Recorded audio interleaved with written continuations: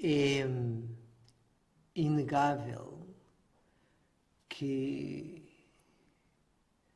tudo que é vida não quer sofrer. Isto acho que é mesmo óbvio. Em linguagem científica, diz o princípio da homeostase. Todas as formas de vida fazem o melhor que conseguem para encontrar equilíbrio. Okay? Ou seja, ter as suas necessidades preenchidas na relação com a sua experiência interna e o mundo à sua volta, encontrar o equilíbrio que lhe permita não estar em sofrimento. E no ser humano temos não só essa apetência por equilíbrio, como parece termos também uma grande capacidade de prazer, de encontrar satisfação. E parece que a satisfação é uma bússola importante para as escolhas que fazemos, encontrar um sentido de orientação. Embora, se essa procura de satisfação não for informada com discernimento, ela pode, a médio e longo prazo, em vez de trazer aquilo que procuramos, que é não sofrer, encontrar satisfação, na verdade pode trazer exatamente o oposto, e podemos explorar isso. Então, temos este impulso na vida, do ser humano incluído, de não querer sofrer, antes pelo contrário, querer estar bem, querer ser feliz. A tal homeostase.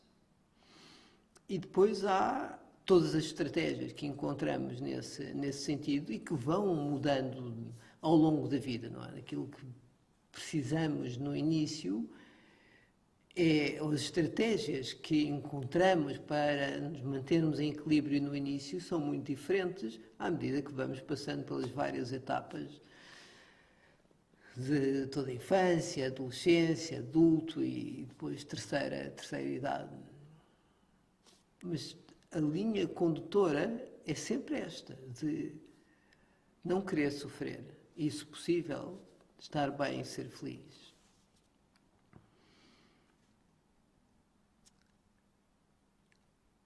À medida que damos por nós a amadurecer, ou seja, passamos a infância, a adolescência, jovens adultos, e começamos também a ter talvez mais consciência da consequência das nossas ações. Especialmente quem tem alguma prática contemplativa, começa a aclarar que realmente ações têm consequências. A maneira como age, como fala, até mesmo o que pensa, tudo isso tem um impacto muito direto em si e muitas vezes no mundo à sua volta. E por um processo de experimentação e, quem sabe, também de irmos adquirindo a sabedoria através da experiência de outros, mas que depois tem que ser aplicada na nossa, vamos aclarando o que é que de facto contribui para o bem-estar e a felicidade que procuramos. E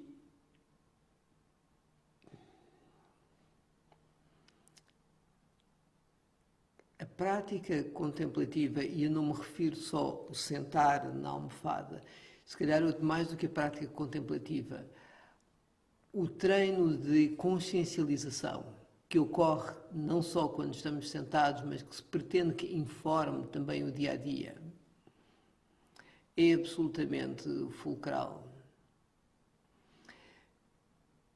Há coisas que no início da minha prática pareciam-me... não havia melhor coisa a fazer senão aquilo. Era a coisa mais satisfatória que eu sabia fazer com a minha vida e, no entanto, olhando para trás, agora vejo, comparado às perspectivas que se abrem quando começamos a explorar realmente o que é que sentimos e a consequência daquilo que fazemos, há coisas que simplesmente largamos. Não é? Estou a pensar em certas coisas que comia, que achava que aquilo era ótimo, e agora só de pensar enjoa-me. Sítios para onde ia, relações que tive, a maneira como encarava trabalho e por aí fora. Então, há um processo de ir descobrindo que certas coisas não são o refúgio, e aqui estou a usar uma linguagem muito budista, não trazem o refúgio que parecia inicialmente. Aquilo não é um lugar de segurança, porque na verdade até traz insatisfação. Claro que se a pessoa vive com um pouco de discernimento, se calhar no seu estado de atordoamento, nem nota. O que não quer dizer que não está a sofrer. Não está a ter consciência do sofrimento em que se encontra. E a sociedade atual tem umas propostas curiosas de refúgios, não é? Muito focada no prazer sensorial. Aliás, o prazer sensorial foi assim elevado a praticamente como se fosse a coisa mais satisfatória que a pessoa consegue derivar desta vida. Não é muito comum vermos enaltecido outras possibilidades de encontrar satisfação que não através, estou a pensar assim muito no social media, no geral, do que através do corpo e estar em sítios giros e com pessoas giras e beautiful people e coisas que se têm e por aí fora. E com um bocadinho de experiência de vida, a pessoa sabe que aquilo é uma distração gira, tem a sua graça. Mas quando a coisa aperta, nada daquilo realmente traz grande segurança. Antes, pelo contrário, o apego a essas estratégias promove imensa dor. E isto não é, não, agora vou virar monge e tenho que largar tudo. Não, não é isso que se trata, mas é poder olhar também para as coisas como são. Ok, eu posso estar a investir imenso da minha vida em correr atrás desta experiência, daquela experiência, da experiência mais intensa, da experiência mais isto e mais e mais e mais, e na verdade nunca encontrar um momento de plena satisfação, porque estou sempre à procura daquela outra experiência, como se na outra experiência é que vai estar. O impulso está lá, o impulso de encontrar plenitude está, só que a estratégia de a encontrar é que jamais trará qualquer satisfação. Então, o que eu estou a querer dizer é que é essencial alguma investigação do que é que está acontecendo nas nossas vidas e se aquilo que estamos a adotar realmente traz satisfação e contentamento, paz, o que precisamos, não é? Alguns de nós desaprendemos o básico. Lembro-me de um professor que me dizia, o mínimo que um ser humano precisa a ter regulado para ser feliz é saber dormir, saber comer e saber, não tão simples, amar. E só isso. Eu pensei, só isso já não era nada mau. Mas esta vida pede-nos muito mais. Esta vida com a incontornável impermanência, como isto nos leva a envelhecer, a adoecer e depois a morrer, e aqueles que nos são queridos afastam-se, e por vezes há uns chatos com quem temos mesmo que lidar e nunca mais se vão embora. Esta vida, por vezes, põe-nos em situações mesmo desafiantes. E é aí que os refúgios se fazem mesmo sentir. Espera aí, quando isto está a sério, onde é que eu encontro paz? Onde é que eu encontro discernimento? Onde é que eu encontro equilíbrio? Na tradição budista, há esta noção de procurar o refúgio, ou ir para um refúgio um verdadeiro refúgio.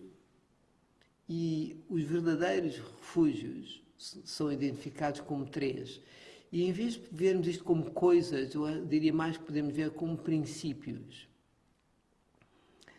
E para nomear na sequência habitual, há o refúgio Buda, Dharma e Sangha. E eu vou desempacotar estes termos e experimentar pô-los na linguagem mais relevante para os tempos em que vivemos, um sentido de contemporaneidade e não estar tão necessariamente preso à tradição. É muito importante conhecer exatamente o que a tradição diz, como também é muito importante encontrar expressões para essa tradição no momento da história em que estamos. Então, vou-vos dizer como é que eu entendo esta noção de ida para refúgio, que na minha vida é absolutamente central. É exatamente um daqueles componentes da minha bússola interna. Quando eu me questiono, peraí, o que é mesmo importante? Onde é que são os meus refúgios? É essa referência que eu estou a utilizar. Então, ter Buda como refúgio há vários níveis, que vão desde o mais literal, que é ter a figura histórica de Buda Shakyamuni, 2500 anos, como uma referência de um exemplo de que todos nós temos um potencial de sabedoria e compaixão e que Buda é um exemplo de isso ser realizado na sua máxima perfeição, por exemplo. E para algumas pessoas isso é incrivelmente inspirador. Eu lembro-me de uma pessoa que me é muito querida, um praticante, e ele dizer, eu só de pensar que estou a fazer a mesma prática que o Buda fez, isso já deixa-me cheio de inspiração. Okay? Então, para essa pessoa que desenvolveu uma conexão, sim, é no seu imaginário, mas nas nossas relações, elas, na verdade, têm uma dimensão de conexão no imaginário. Ele desenvolveu isso tão bem que a própria figura histórica passa a ser um modelo de orientação. Ou seja, quando ele está numa situação de escolha, o que é mesmo importante? O que é mesmo importante é tornar-me um Buda. Então, essa é uma dimensão, sim, de ida para refúgio, eu chamaria mais literal. Um Buda que tem como exemplo o Buda histórico e que no tempo do Buda as escrituras põem como sendo muito comum. Uma pessoa ia a um ensinamento e no fim do ensinamento que dava por si tão comovida, tão inspirada, que dizia mesmo Buddhaṃ Saranam Gacchami. Eu vou para refúgio no Buda. E depois há os outros refúgios também. Mas só continuando a explorar esta noção. Houve uma altura em que eu fazia muitas práticas de visualização com o Buda Shakyamuni. E é interessante como fica como que impresso na mente essa imagem e como eu diria que os nossos maiores desejos, aspirações, têm uma dimensão de imagem. Nós damos imagem àquilo que admiramos. A publicidade explora imenso isso, mas voltando aqui, o ter cultivado essa imagem e imbuído essa imagem com uma série de valores, eu noto que é para mim um recurso, sem dúvida, de inspiração, poder evocar essa imagem e contemplar e estabelecer a ligação entre onde eu estou e a aspiração desse despertar que o Buda representa. Agora, passando para um nível menos literal do que o Buda histórico, é esta noção de que o Buda é o exemplo do potencial que todos nós temos de trazer um sentido de maior apaziguamento, discernimento, sabedoria e sensibilidade, compaixão perante este processo de vida. Todos os seres humanos têm em si esse potencial. Uns não o sabem de todo, outros não o têm muito desenvolvido, outros até começam a notar que sim, embora seja um grande desafio e o crescimento é mesmo esse. O crescimento é o desafio que é, perante as contingências da vida, ir descobrindo como encontrar paz, como trazer sabedoria às respostas que vamos dando, como sair da ignorância das nossas reatividades condicionadas, como encontrar compaixão neste coração perante o sofrimento. Isso é mesmo a prática. Então aqui Buda está como o exemplo desse potencial. E este potencial é acedido através da consciencialização. Esta coisa incrível que acontece no ser humano, de vida voltar-se para si própria e poder tomar consciência de si, da sua condição existencial, esta consciência que temos que, de facto, estamos aqui muito temporariamente, que morremos, que há uma fragilidade inerente a este processo de estar vivo, é uma coisa que ainda não sabemos o quanto é que acontece no resto do reino animal, mas definitivamente em nós, quanto mais humanos estamos, mais cientes, mais conscientes nos tornamos. Então, eu também vejo o refúgio em Buda, a escolha de se contrariar o vórtice de ignorância e atordoamento que também faz parte da vida e escolher o despertar. Há vários momentos de escolha ao longo de um só dia em que a pessoa pode escolher atordoar-se, pode escolher enfiar a cabeça na areia como um avestruz, ou pode trazer consciência o que é que se passa. E por vezes vamos realmente enfiar a cabeça na areia como um avestruz e atordoarmos e não notar, e especialmente quando importa muito, se calhar escolhemos despertar. E a prática é exatamente escolher despertar mais vezes. Fazer do despertar, e daí que esta conexão com o refúgio em Buda, o meu refúgio, o lugar onde eu encontro apaziguamento, sabedoria, compaixão, é exatamente na consciencialização. O trazer, na medida do que eu consiga, discernimento ao que é que se passa. Este discernimento não é uma coisa cognitiva de cabeça.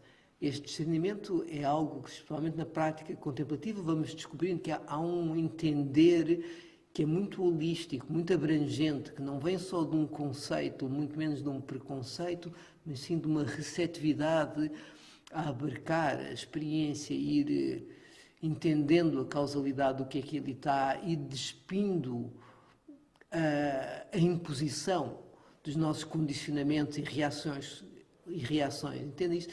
A experiência começa a estar mais nua desses condicionamentos e pode então revelar-nos o que é, e que normalmente fala-nos da impermanência, fala-nos do sofrimento que é tentar controlar aquilo que de facto é incontrolável, e fala-nos da insubstancialidade das nossas tentativas de controle, de tentar fixar a experiência de alguma maneira. E aqui estou a mover-me para um refúgio no Dharma, que é não só, sim, a consciencialização, a tomada de consciência, mas o discernimento de que há um caminho, que há uma causalidade que facilita, que apoia o processo de despertar, que há coisas que nos inclinam mais para o discernimento e sabedoria e compaixão, e há outras que nos afastam. E para mim é assim uma bem-aventurança incrível, não só por ter esta condição humana, mas como ainda por cima ter encontrado, deparado com um mapa desse caminho. É um mapa, porque o caminho tem que ser feito por cada um de nós. Mas à medida que vamos inicialmente adquirindo um conhecimento daquilo que ouvimos e que lemos, é um conhecimento mais intelectual, mais por inferência, e que depois vai como que se infiltrando e tornando mais experiencial, e aos poucos vai se tornando uma realização. Há aqueles momentos de ahá, de eurecas, não é? Que a pessoa diz, ok, E ali com a fichinha cai, há certas coisas que simplesmente são largadas, porque entendemos com uma clareza que vem da experiência direta que não vale a pena ir por certos caminhos, que são becos sem saída, que dali, em última instância, não há realmente grande satisfação, antes pelo contrário, há só sofrimento a ser colhido. E o refúgio no Dharma é a escolha pela verdade, a escolha em querer realmente ver as coisas como elas são. Mesmo quando isso contraria muito aquilo que nós gostaríamos que elas fossem. Não é? Porque há muito em nós que não quer lidar com a impermanência, que quer encontrar segurança numa falsa permanência, não é? De relações, de status, de posses, tudo estratégias que fazem parte desta vida e são componentes importantes. Só que quando fazemos delas refúgios últimos, como lugares de permanência, de segurança que não vai se alterar, aí sim são um problema, porque vão se alterar, porque nada dura. E embora isso, visto do ponto de vista de apego, seja assustador, nada dura e pareça ser muito duro de encarar, quando visto a partir de um lugar de sabedoria, ou seja, menos condicionado pelo apego, pela vontade de controlar, e nos permitimos começar a relaxar na presença das coisas tal como elas são, o reconhecimento da impermanência, em vez de trazer aversão, em vez de trazer ansiedade, temor, antes pelo contrário, traz um sentido de profunda liberdade, de não ter que estar agarrado a estratégias de controle, de permanência, quando não há controle e permanência a ser tido em última instância. E isto não é uma coisa que acontece de uma só vez. Tu vai-se visitando, vai descobrindo que certos apegos, as coisas que está agarrado, na verdade, já não trazem o alento que pareciam trazer.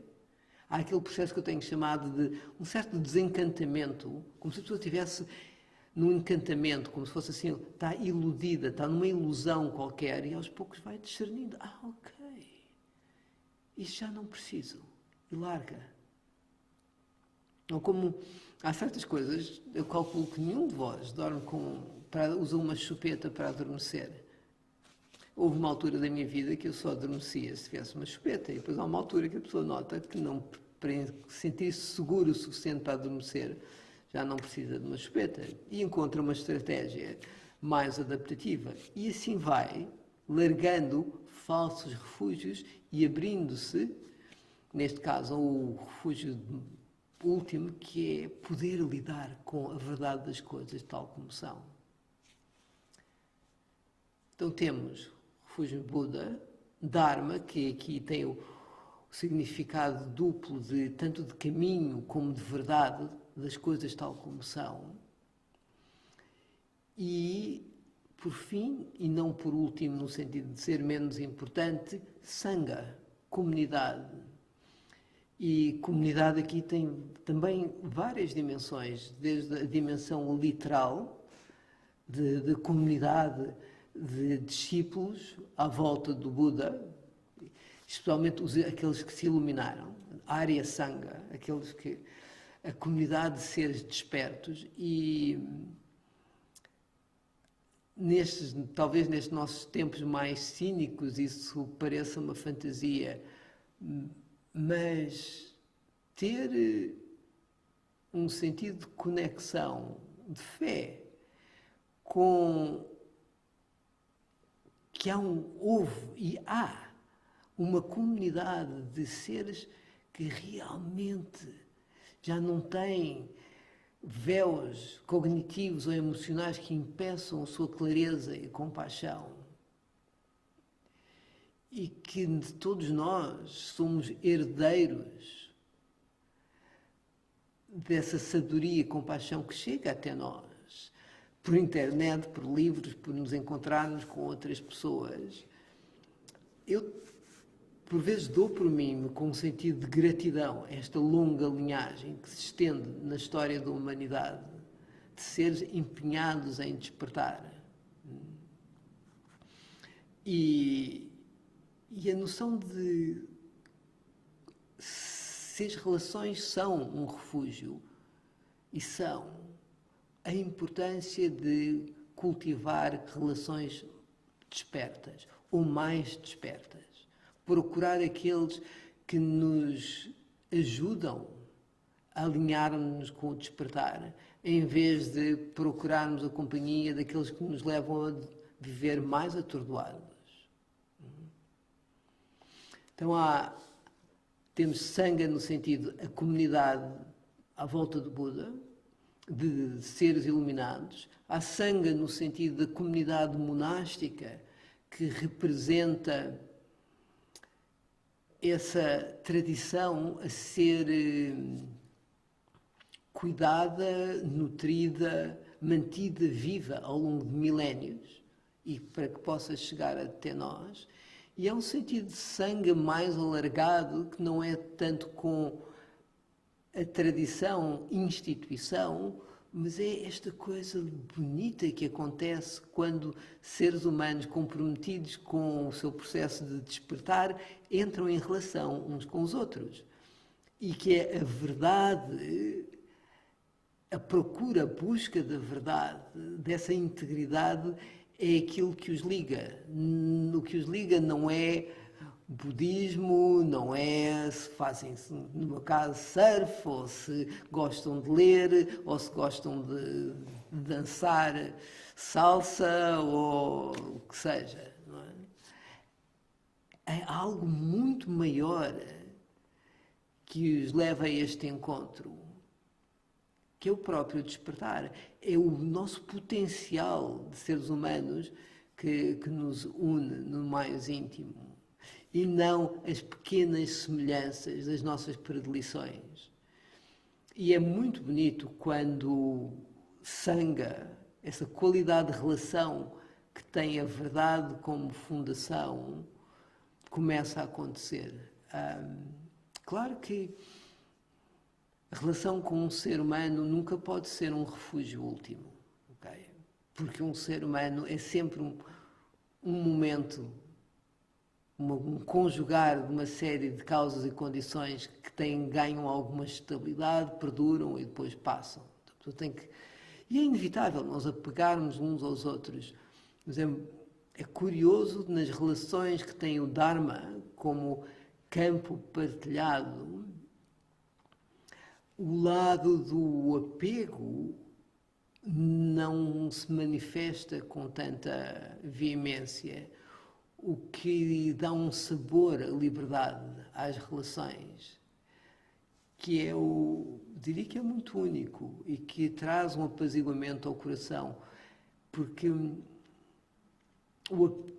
a vontade de controlar, a vontade de agarrar, a vontade de possuir, por um lado traz a segurança de parece que tenho aqui qualquer coisa, mas nós sabemos que com a impermanência o apego é como um anzol. Okay? Aquilo vai ter que largar, só que vai rasgar, vai doer mais.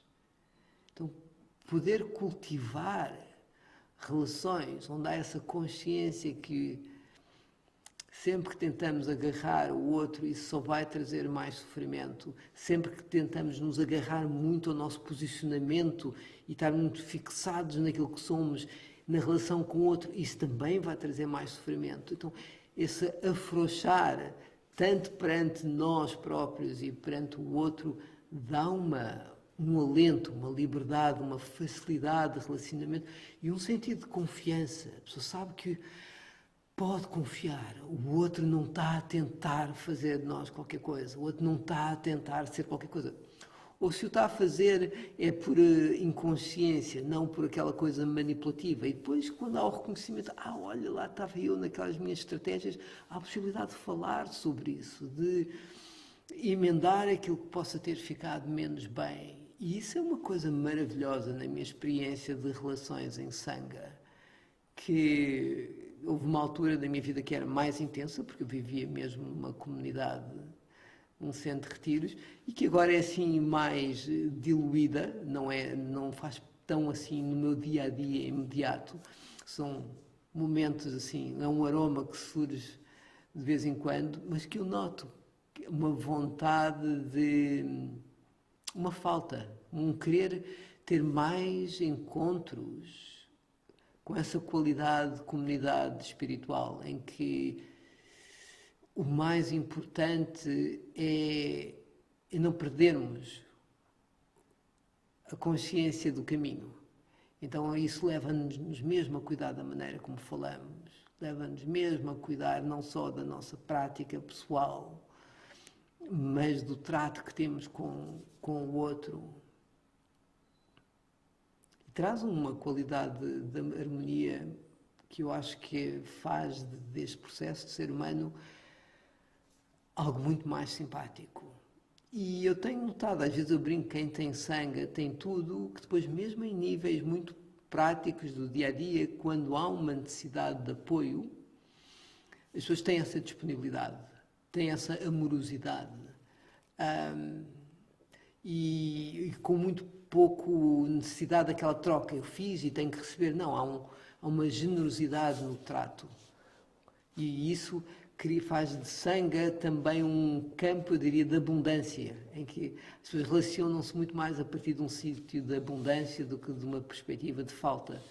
E eu calculo que isso começa muito com o próprio. Quando nós encontramos um sentido de abundância interno, ou seja, na prática contemplativa, aqueles momentos de nada precisar, isso inevitavelmente leva-nos a afrouxar, a tenacidade com que achamos que temos que agarrar as coisas. A coisa fica mais abundante, não há tanto sentido de falta. E isso aplica-se não só a nós, como também quando nos relacionamos com os outros. Então, já inclinando para um resumo, esta noção de verdadeiro refúgio, que é muito antiga, ela existe desde os primórdios da tradição budista, eu diria que é absolutamente relevante para o momento em que nos encontramos, da história da humanidade, no qual o vórtice de atordoamento é fortíssimo. Vivemos em tempos quer dizer, agora há uma crise incrível, mas mesmo isso, de muita abundância para o que há de melhor, mas também muita abundância para aquilo que há de pior. Então, cultivar discernimento, ter uma consciência desses refúgios é vital, é mesmo importante. E cultivar o refúgio no Buda, no despertar, no potencial que cada um de nós tem, a escolha de trazer consciência em vez de atordoamento a cada instante, de que os passos sejam um passo num caminho para esse despertar, da maneira como agimos, como falamos e como cultivamos esta mente. E que isso informe as nossas relações e que possamos criar um tecido relacional que suporta não só o nosso processo de despertar, mas também dos outros. E isto acho que contribui não só para uma vida humana digna, significativa, preenchida, ao nível individual, eu vejo também como a possibilidade de criarmos uma sociedade, dentro da sociedade, uma mini-sociedade, pequenos núcleos que vão aos poucos expandindo a sua influência benéfica, mas que, voltando a um tema que já falei na semana passada, como é importante termos um contexto de relação que apoie o processo de despertar, que seria neste caso Sangha. E assim é. A ida para refúgio, ou a tomada de refúgio, os 3 verdadeiros refúgios, Buda, Dharma e Sangha. Há um dizer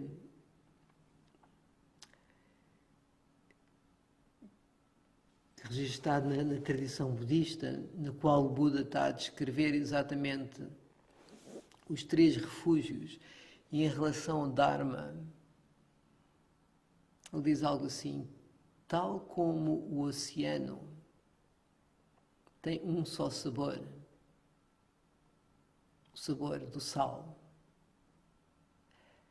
o Dharma tem um só sabor, o sabor à liberdade.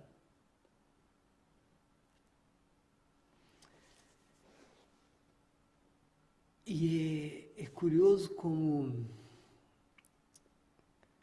à medida que este processo de ida para refúgio vai-se fazendo, vai sendo experienciado, esse sabor à liberdade fica também mais discernível. A pessoa entende no seu sentir, na sua consciência sentida, como algo vai aprisionar ou algo vai promover essa maior liberdade.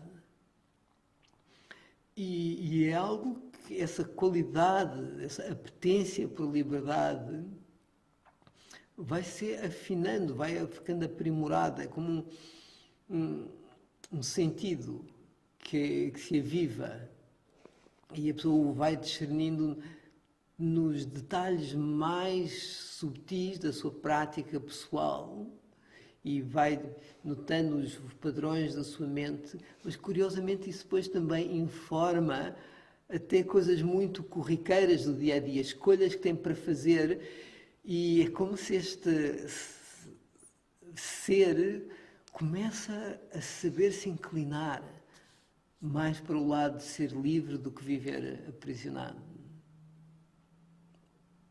Então ficamos com essa nota final. Ui, espera aí. Só ver se há alguma coisa. Grata, encontrar o Dharma, como chegar aí? Ou não é uma questão de encontrar e a pergunta deveria ser outra? Sim, não. O Dharma tem uma dimensão de... A pessoa precisa mesmo adquirir um mapa. Okay? É preciso encontrar o caminho. E inicialmente o caminho não, o mapa, porque o caminho depois é cada um a percorrer, como disse há pouco. É preciso que a pessoa encontrar uma exposição que lhe faça sentido, que é importante este lado, que faça sentido, que não seja uma agressão à sua inteligência, ao seu bom senso, porque o primeiro nível de compreensão vai ser provavelmente mais aí. Há pessoas que são muito mais de coração e intuitivas, então não têm necessariamente, não estão tanto a responder a um nível intelectual, mas mais há algo em si que encontra ressonância no que está a ser dito, na maneira como as coisas são perspectivadas e por aí fora.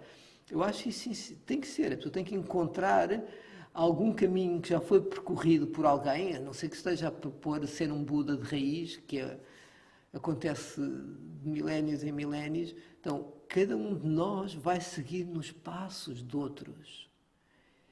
E esses outros deixaram um registro do seu caminho. No meu caso, o registro que tem feito muito, muito sentido tem sido o registro dos ensinamentos de Buda.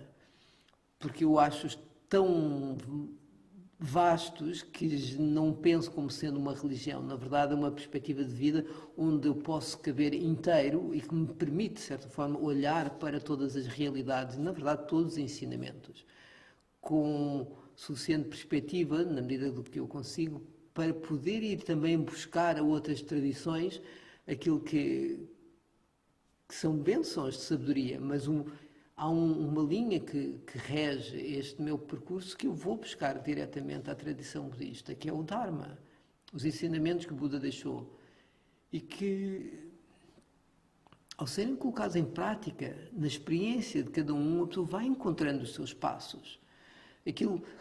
O mapa não é igual para todos. Mesmo no tempo do Buda via-se, ele para uns dizia, olha, mais à direita, e para outros dizia o oposto, mais à esquerda, porque uns precisam ir pela direita e outros precisam ir pela esquerda. Mas os princípios que informam essas abordagens, na verdade, são os mesmos.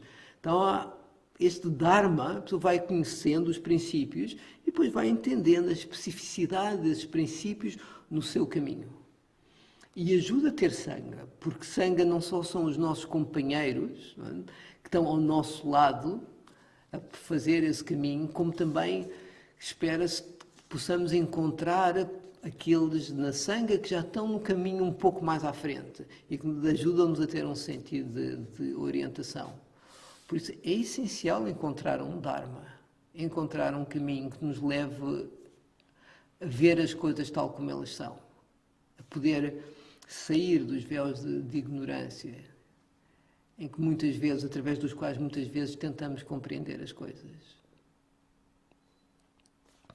Na perspectiva budista, a pessoa tenta encontrar alguém e esse alguém hoje em dia é incrível, portanto pode ser sim um alguém físico, mas temos um acesso incrível a tanta sabedoria. Há grandes mestres que eu nunca, não, agora por acaso já quase todos os conheci pessoalmente, mas durante anos só conheci através de áudio e vídeo. Mas a sensação de conexão era praticamente tão palpável como se eu estivesse conhecido em pessoa, embora seja diferente, obviamente, conhecer em pessoa. Por isso, este Dharma e esta conexão com pessoas com mais experiência, com mais sabedoria, compaixão, é algo que cabe a nós procurar e ir descobrindo e ir respeitando o nosso bom senso e orientação e vendo com o que é que nos alinhamos. Tudo bom? Grato pela oportunidade de estar aqui convosco mais uma vez. Uma excelente semana. Bem-aja. Namastê.